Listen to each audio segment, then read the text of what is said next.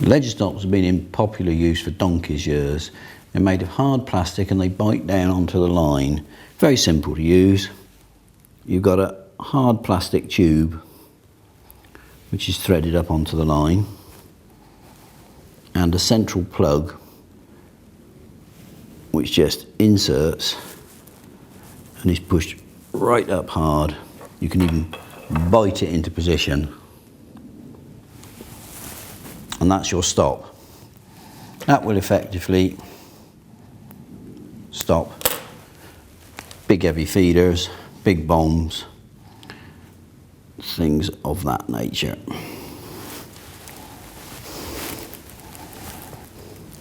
Very popular. We sell an awful lot of them. I don't like them. My system is to use a small bead.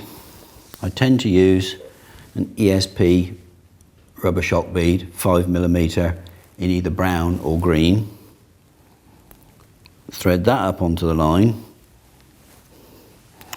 and follow it up with some simple small float stops.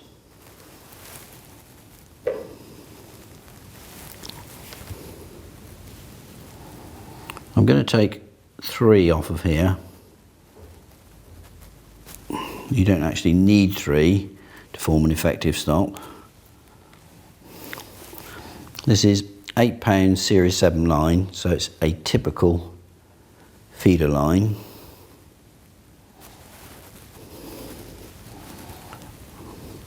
I've moistened the line and I'm now going to slide the ESP bead down onto the top stop and force the stop partially inside the bead, like that. Now that is effectively your new ledger stop that won't damage the line at all. The problem with the hard plastic one is that it flattens the line very slightly, damaging it marginally and reducing the braking strain. If I move this now just a little bit, what I've done is I've got a little flat portion to the line and I can just feel it. You won't be able to see it on camera, but I can feel the damage right at that point there, which was the original place where the stop was squeezed down. So they're useful, but they're marginally dangerous if you want to retain all the braking strain of the line. This one, what you're asking the soft beads to do is push each other, and they just won't do that. So I'm going to cut that off. In normal use, of course, you thread your feeder or your bomb on first,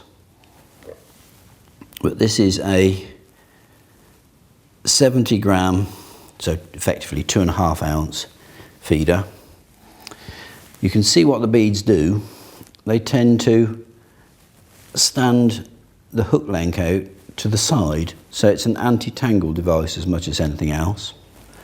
The reason for the third bead on this occasion is so that you can see it doesn't slide or move.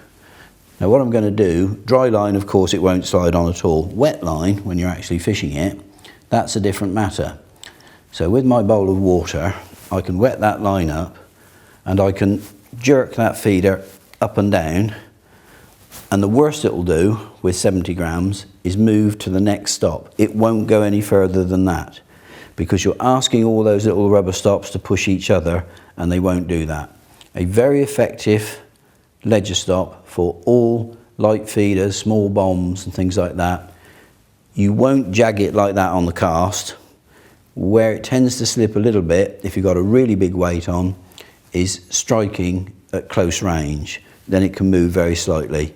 But it's a fail-safe ledger stop, very useful, and it's my preference to the old-fashioned hard stop. One of the nice things about this soft stop system is that provided you move the individual parts one at a time, so first one bead, then the next, then the full stop, it will go anywhere on your line without damage, so you can lengthen or shorten your hook trace at will and you won't get any damage at all. Nice system.